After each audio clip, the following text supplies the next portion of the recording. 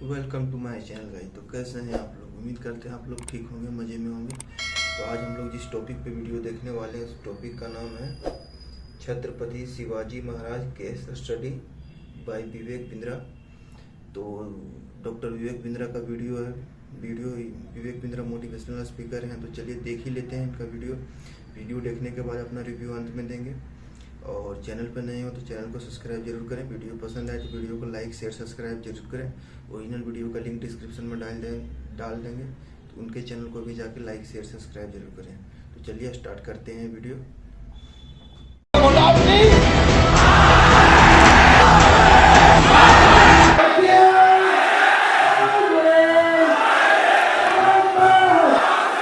वापस आया हूं आज आपसे बात करने के लिए। मैं Vivek Bindra, motivational speaker, leadership consultant और बिजनेस कोच। आज बात करूंगा छत्रपति शिवाजी के विषय में। मराठाओं के दिल में बड़ी गहरी जगह बनाई। 1630 में जन्म लिया। 19 फरवरी पिता शाहजी भोसले, मां जीजाबाई। पिता शाहजी भोसले तो उस समय मुगलों की सेवा में लगे हुए थे, जो ज्यादा उस समय अवेलेबल नहीं रहा करते थे। तो मां जीजाबाई जिन्होंने ज्यादा समय बिताया छत्रपति शिवाजी के साथ में। शिवाजी छोटा सा बच्चा, उसको बचपन से ही महाभारत से लेकर रामायण तक, रामायण से लेकर भगवत गीता तक और सारी पौराणिक कथाएं उनको सुनाया करती थी। असर क्या हुआ? छोटी उम्र से ही एक स्वाभाविक नेचुरल लीडरशिप शिवाजी के अंदर दिखने लगी। छोटा सा बच्चा, लेकिन वहीं पे मावल नाम की एक जगह, एक स्थान जहां पे कई गांव हुआ करते थे, जो पुणे के नजदीक था। आज का जो पुणे है ना महाराष्ट्र में, उधर ही मावल के पिछड़े और गरीब लोग, लेकिन वो उनमें साहस बहुत था। तभी शिवाजी ने देखा, 12-15 साल की उम्र में उसने देखा, वहां पे 3 साल उन जंगलों में वहां घूमता रहा, लोगों के बीच में रहा। तो उसने देखा ये लोगों में ताकत बहुत है, शक्ति बहुत है, पर ये अनगाइडेड मिसाइल है। एक दिन उसने सारे दोस्तों को और वहां पे गांव के कई लोगों को इकट्ठा किया और उनको क्या बताया कि मराठाओं को मुगलों के नौकर के रूप में जाना जाता है। और ये जो नौकर होता है ना, ये जो गुलामी है, ये एक मानसिकता है और कुछ नहीं है। It is a state of mind. इस गुलामी को तोड़ना है, मराठाओं को इससे बाहर निकलना है। तो ये निजामी शाह, आदिल शाह, इनके चंगुल से मराठाओं को पहली बार बाहर निकालने के लिए ये गांव वालों को उन्होंने तैयार किया। खंजर निकाला और अपना रक्त निकाल के काट के भगवान के शिवलिंग का रक्त अभिषेक कर दिया। और तभी इन्होंने ऐलान किया कि मैं स्वराज यात्रा निकालना चाहता हूं। ये स्वराज यात्रा, ये क्या कहते हैं? गुलामी एक मानसिकता है। क्या है? एक मानसिकता है। आप गुलाम अपनी मानसिकता के कारण है। और वहां पे गुलामी की मानसिकता से मराठाओं को निकाल के खड़ा करने के लिए, अब टीम तो छोटी थी, मैन पावर थी नहीं, रिसोर्सेज थे नहीं, उतने फंड्स थे नहीं, उतनी पीछे से सपोर्ट और ताकत और कोई अलायंस अभी तक था नहीं।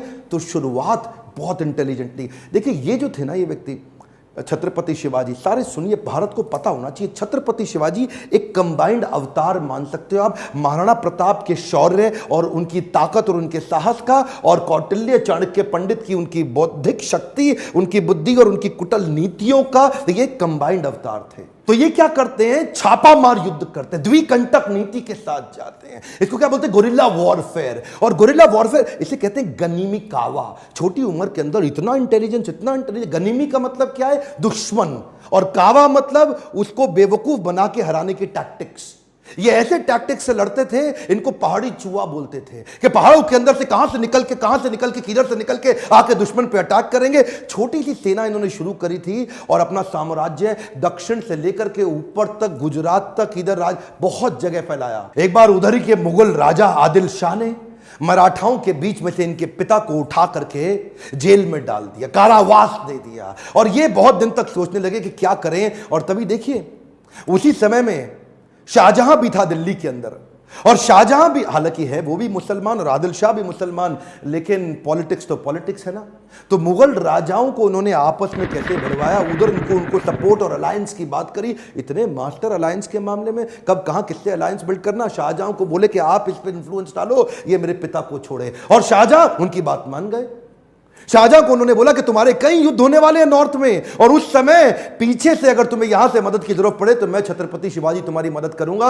इसको बोलो आदिल शाह को मेरे पिता को छोड़े। छुड़वा दिया। छत्रपति शिवाजी, इनके लिए युद्ध जीतना जरूरी था, लड़ना भले ही जरूरी ना हो। कई बार तो ये लड़े बिना भी युद्ध जीत जाते थे, यही तो उनकी चतुराई थी। इसे क्या कहते हैं? सामने वाला सरेंडर कर देगा स्वॉर्ड निकाले पहले, स्वॉर्ड निकालने से पहले, surrender before the sword comes out. इनकी बुद्धिमत्ता क्या थी कि ये एनिमी से अलायंस क्रिएट कर लेते थे। जो इन्हें बर्बाद करने आता था वही इनको आबाद करके जाता था। पोर्टफोलियो डाइवर्सिफिकेशन में बड़े मास्टर थे। ये नहीं कि एक ही जगह लगे रहे, साथ साथ पैरेलल लीडरशिप बिल्ड करते थे। उधर कोंकण कोस्टलाइन के पास में जो आज का गुजरात है, महाराष्ट्र है, आज का गोवा है, आज का नीचे तक कर्नाटक है, ये पूरी कोस्ट लाइन पे इन्होंने एक नेवी बिल्ड करी, नेवी की सेना, समुद्री सेना को तैयार किया। एक्चुअली छत्रपति शिवाजी को फादर ऑफ इंडियन नेवी भी बोला जाता है। और एक और बात आप सीखते हैं, preparation of scenario analysis. Scenario analysis का मतलब क्या है? आने वाले समय में सिनेरियो ए होगा तो मैं ऐसे लड़ूंगा, बी होगा तो ऐसे लड़ूंगा, सी होगा तो ऐसे लड़ूंगा।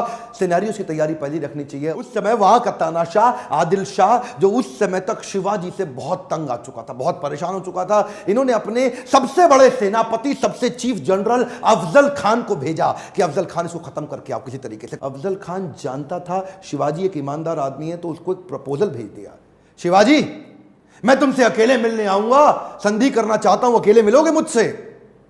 शिवाजी बोले ठीक है, अकेले मिल लेते, मुझे कोई समस्या नहीं।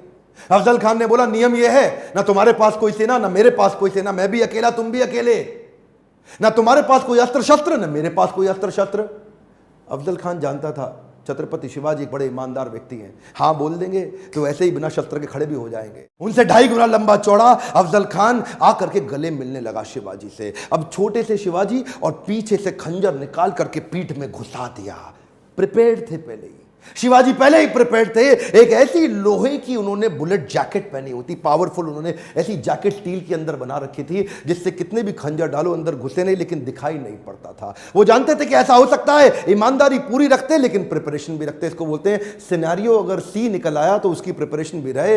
हाथ पीछे से खींचा और उनका सिंह नख बाहर निकल आया, और वो जो सिंह नख नाम का उनका जो चाकू होता है ना, वो चाकू शेर के पंजे जैसा इतना सॉलिड कि उसको घुसाया पेट में। अफजल खान का किडनी वहां से बाहर निकाल दी फाड़ के। और यहां रुके नहीं, इसको मारते ही अब इसकी सेना का पूरा मनोबल तोड़ दिया, उनकी मानसिक दिशा को कमजोर करके उनका प्रतापगढ़ किला जीत गए। सबसे बड़ी लर्निंग एक और है, पहले तो प्रिपरेशन रखो पूरी वर्स्ट के लिए, और उसके बाद अगर जीत गए या हार गए उसको अपने ऊपर हावी मत होने दो, अगले के लिए चालू कर दो। अभी इतनी बड़ी जीत मिली कि ये नहीं कि मतलब अब जाके बैठ के आराम करें जी, बहुत बड़ा किला जीत गए, बहुत बड़ा किला जीत गए। 18 दिन के अंदर अगला किला पनहल का, फोर्ट ऑफ पनहल, उसको भी कैप्चर कर लिया। अच्छा, एक हारने का उदाहरण भी देखिए, मिर्जा राजा जयसिंह उस समय हुआ करते थे।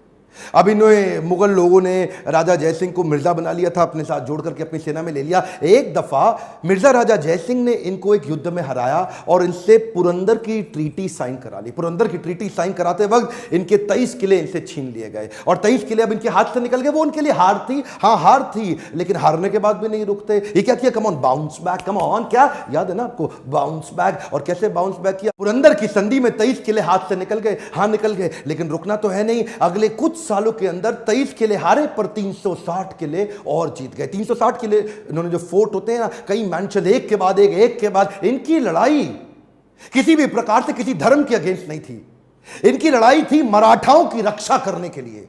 ये मराठाओं के लिए खड़े, ये मुसलमानों के अगेंस्ट नहीं, मुगलों के अगेंस्ट थे। वो मुगल जो विदेश से आए उनके अगेंस्ट थे, क्योंकि मुसलमान तो उनकी टीम में बहुत सारे थे।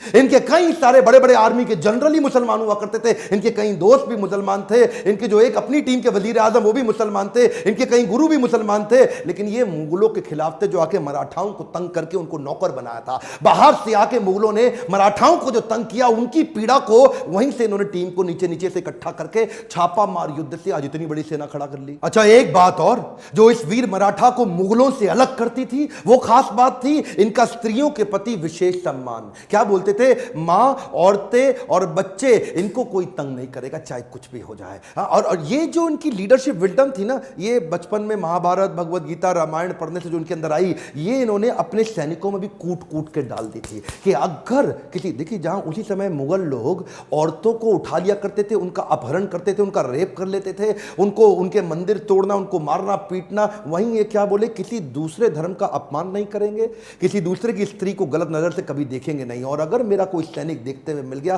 तो उसको खत्म कर दूंगा। इन्होंने वो वैल्यूज अपनी टीम के अंदर डाल दी। इनकी ये क्वालिटी ने इनको इतनी रिस्पेक्ट अर्न करी कि लोग अपनी जान देने लग गए। इस वीर मराठा की कथा मैं चाहता हूं पूरे देश तक पहुंचे। आज अगर आप में थोड़ा सा भी आप में इच्छा है कि हमारे देश के इस इतिहास को कोई भूल ना जाए, इसको व्हाट्सएप पे फैला दीजिए। हर मराठा की जिम्मेदारी है कि इसको देश तक पहुंचाएं और लोगों को पता चले वीर छत्रपति शिवाजी के विषय में। कई बार मैं मुंबई आता हूं, पुणे आता हूं, औरंगाबाद, नागपुर आके अपने मोटिवेशनल सेमिनार या लीडरशिप फनल के प्रोग्राम करता हूं। देखता हूं कि मराठा लोग इतने ईमानदार कैसे हैं। छत्रपति शिवाजी के विषय में जान करके और सम्मान बढ़ गया मेरी नजरों में मराठाओं का। अगर अच्छा लगा आपको यह वीडियो तो जरूर लाइक करिए उत्साह बढ़ाने के लिए। और छत्रपति शिवाजी से आपने क्या सीखा, नीचे कमेंट बॉक्स को भर दीजिए। बताइए नीचे आपने क्या सीखा, आपका क्या विचार है, आपको वीडियो कैसा लगा, और क्या आप किसी और के विषय में, इतिहास में किसी बड़े लीडर के विषय में जानना चाहते हैं, सीखना चाहते हैं। सब्सक्राइब कराइए अपने आसपास कम से कम 2, 4, 10, 20 लोगों से, ताकि उनको ऐसे पावरफुल वीडियो मिल सके, सक्सेस उनकी डिले ना हो जाए। बेल आइकॉन को हिट करेंगे तभी वीडियो मिलेगा। मेरे साथ जुड़े रहने के लिए, हर बार YouTube पे फ्री लर्निंग यूनिवर्सिटी को देखने के लिए प्रेम पूर्वक आप सबका बहुत बहुत धन्यवाद।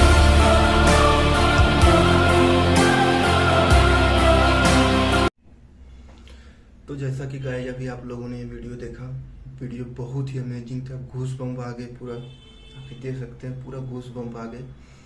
कमाल का स्पीकर है। और छत्रपति शिवाजी के बारे में हम लोग को पता ही था थोड़ा बहुत कि इन्होंने मुगलों के खिलाफ युद्ध किया था और उनको खदेड़ा था। अभी औरंगजेब को तो पूरा इन्होंने ही ठीक किया था, साफ ही कर दिया था। और बहुत ही इनके बारे में बहुत कुछ सुना है, और उतना तो ज़्यादा हम लोग को सिलेबस में इधर पढ़ाया नहीं जाता, लेकिन पढ़ाना चाहिए। शायद इस वर्ष मुगल के बारे में ही बताया जाता है ज़्यादातर इनके बारे में। लेकिन कमाल का इनका मतलब सीखने को मिला, इस वीडियो से बहुत सारा चीज़ सीखने को मिलता है, लेसन मिलता है कि हमेशा प्रिपरेशन की तैयारी करके रखो। 2 चीज़ की, 2 सिनेरियो के लिए कि प्रिपरेशन ये हो, जिस टाइप से जो आदिल शाह ने बुलाया था कि निहत्था आना है, कोई शस्त्र लेके नहीं जाना है, लेकिन इन्होंने अपना प्रिपरेशन रखा और वक्त आने पर इनको सबक भी सिखा दिया। तो कमाल का वीडियो था, बहुत ही अमेजिंग तरीके से एक्सप्लेन किया डॉक्टर विवेक बिंद्रा ने। इनके और वीडियो अगर आप लोग देखना चाहते हैं तो हमें कमेंट करके ज़रूर बताएं, हम कोशिश करेंगे हर एक वीडियो लाने का। और आपको और कौन कौन सा टॉपिक पे वीडियो चाहिए वो भी हमें कमेंट करके ज़रूर बताएं। और चैनल पर नए हो तो चैनल को सब्सक्राइब करें। वीडियो पसंद आया हो तो वीडियो को लाइक शेयर ज़रूर करें। मिलते हैं आपसे नेक्स्ट वीडियो में, तब तक के लिए बाय।